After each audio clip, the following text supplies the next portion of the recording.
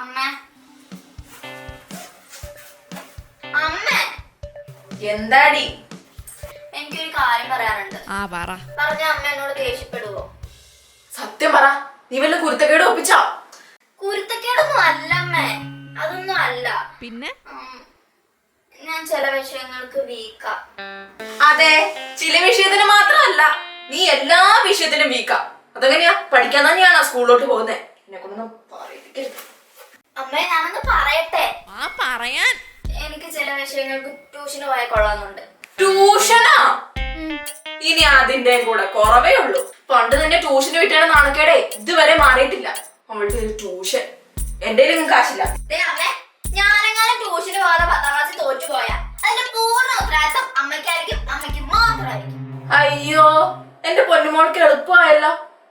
അല്ലെങ്കിൽ നീ എല്ലാം എന്റെ തലയിലേക്ക് വെക്കുമെന്ന് എനിക്കറിയാം. ഇനി മുതൽ അത് നടക്കുക. ഇന്ന് തൊട്ട് ഞാനാ നിന്റെ ട്യൂഷൻ ടീച്ചർ. അമ്മയോ? അതെ, 10ാം ക്ലാസ്സും ഗുസ്തിയായിട്ട് നിൽക്കുന്ന അമ്മയാണ് എന്നെ ട്യൂഷൻ പഠിപ്പിക്കാൻ പോകുന്നത്. അതെന്താടി 10ാം ക്ലാസ്സിലൊരു കുഴപ്പം? നീയും 10ാം ക്ലാസ്സിലല്ലേ പഠിക്കുന്നേ? അപ്പൊ ഞാൻ തന്നെ നിന്നെ പഠിപ്പിച്ചോളാട്ടോ. വേണ്ട, അതൊന്നും നടക്കില്ല അമ്മ. അമ്മമാരെ കൊണ്ട് ട്യൂഷൻ എടുക്കാനൊന്നും പറ്റില്ല. എന്ത്?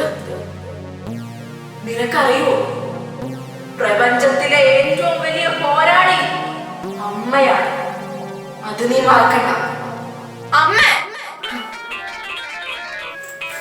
അമ്മയുടെ ദേഷ്യം വെച്ചോണ്ട് എന്നെ പഠിപ്പിക്കാൻ പറ്റൂല. അയ്യോ, എന്റെ പൊന്നുമോള് അമ്മ വഴക്ക് പറയോ? മോൾ എന്തായി പറയുന്നേ? അടിച്ചു നിന്റെ.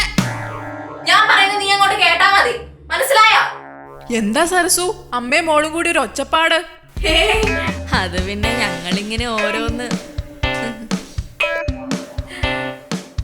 സുലുവിന്റെ മോനെ ഇപ്പൊ ട്യൂഷൻ വിടാറുണ്ടോ?